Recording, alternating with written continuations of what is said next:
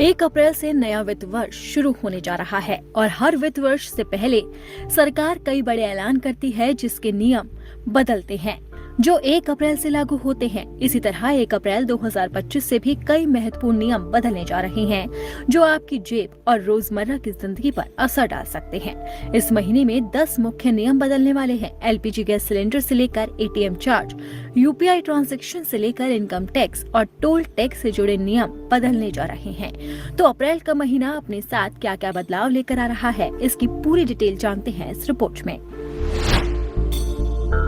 1 अप्रैल से एलपीजी की कीमतों में बदलाव हो सकता है।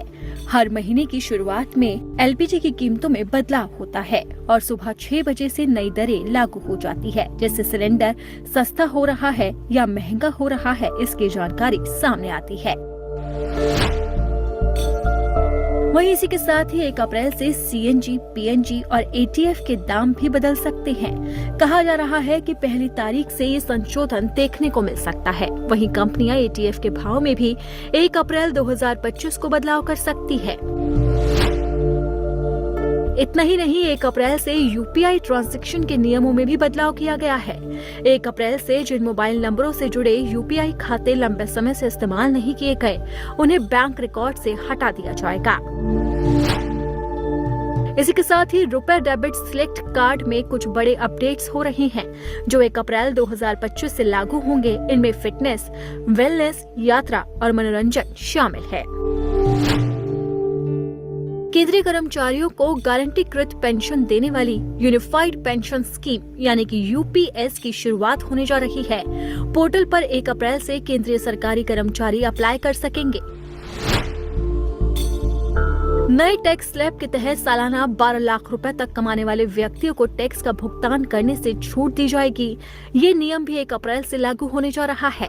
इसके अलावा वेतनभोगी कर्मचारी 75,000 रुपए के स्टैंडर्ड डिडक्शन के लिए पात्र होंगे। इतना ही नहीं, 1 अप्रैल से टोल टैक्स के नियम भी बदलने जा रहे हैं।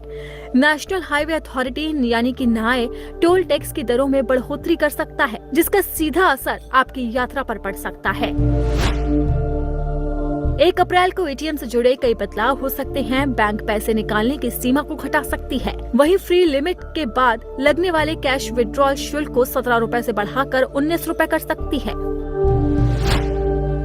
इतना ही नहीं, 1 अप्रैल से टीडीएस को लेकर भी बदलाव होने जा रहे हैं। टीडीएस को लेकर नए नियम लागू होंगे। सरकार सीनियर सिटीजन के लिए टीडीएस सीमा 1 लाख रुपए तक बढ़ा सकती है।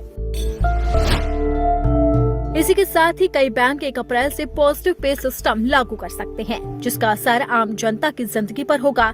यानी कि साफ है कि नए वित्त वर्ष से कई नियम बदलने वाले हैं, जिसका असर आपकी जेब पर पड़ेगा।